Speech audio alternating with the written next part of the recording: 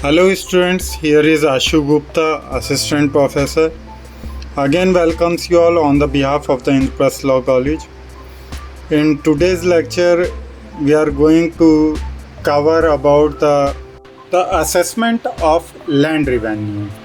In the terms of UP Revenue Code 2006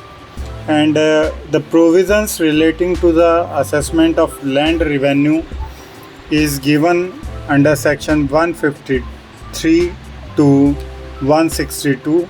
under the chapter 11 of this code. In these provisions, basically we are going to discuss about first of all the land held by Bhumidhar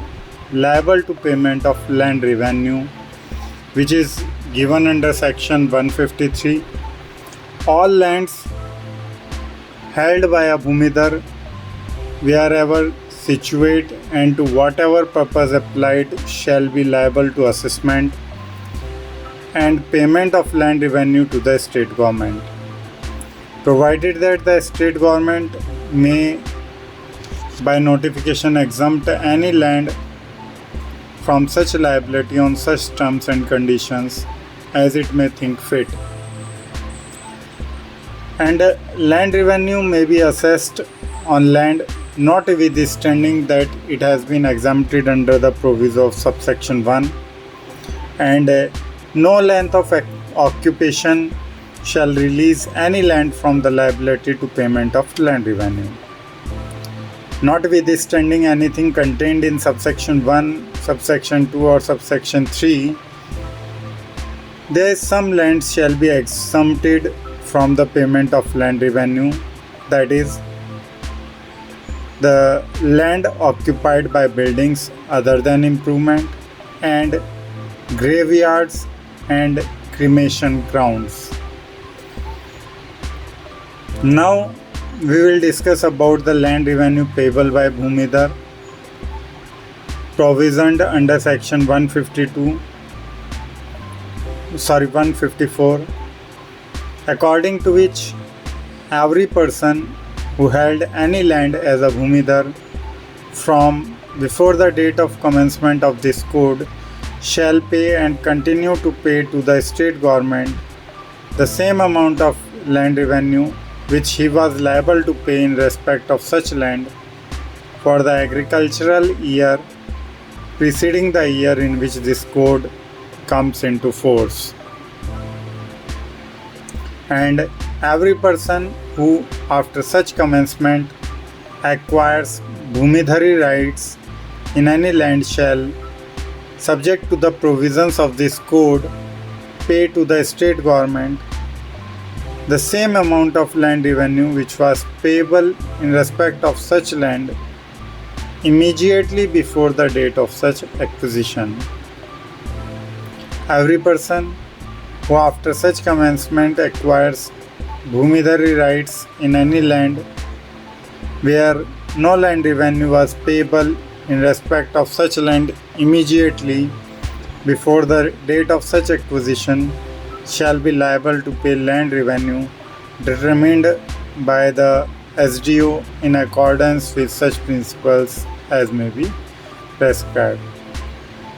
What is the procedure of variation of land revenue given under section 155, wherein, notwithstanding anything contained in this chapter, the land revenue payable by a Bhumidhar may be varied in the manner prescribed on the ground of an increase or decrease in the area of his holding or in the productivity of the land comprised therein, the fluvial action or other natural course.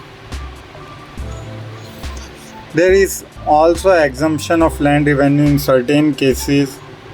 which are given under section 156, according to which, notwithstanding anything contained in this code, every member of a family, the total area of land held by whose member as Bhumidhar does not exceed 1.26 hectare shall be exempted from the liability to pay land revenue to the state government. If we talk about the remission or suspension of land revenue on the occurrence of agricultural calamity, then there is a provision under section 157 according to which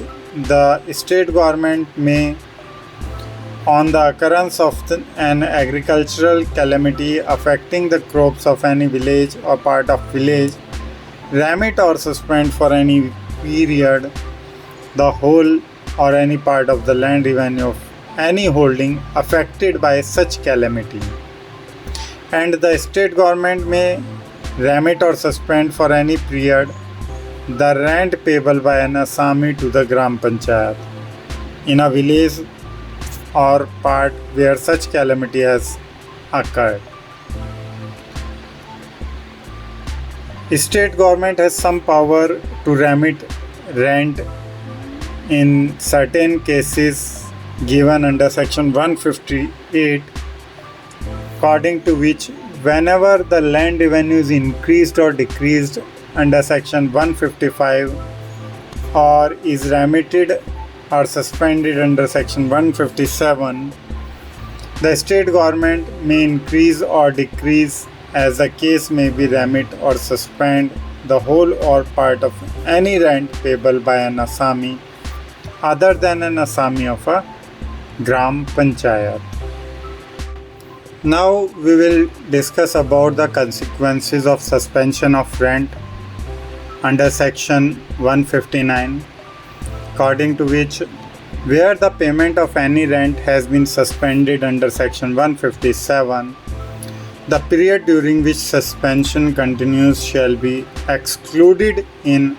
computing the period of limitation allowed for a suit for recovery of the rent, and no suit or application shall lie for the period of such suspension for its recovery. And in case of annual inquiry of revenue free land, the collector shall inquire annually into the case of all lands exempted from the payment of land revenue according to section 160,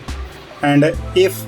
the exemption has been granted on any condition and the same has been broken, he shall report the matter to the board for orders, and the orders of the board thereon shall be final. In this continuation, the last section 162 says about the finality of the order, wherein every order of the state government under this chapter shall be final and shall not be called in question in any court. So these are the provisions given under section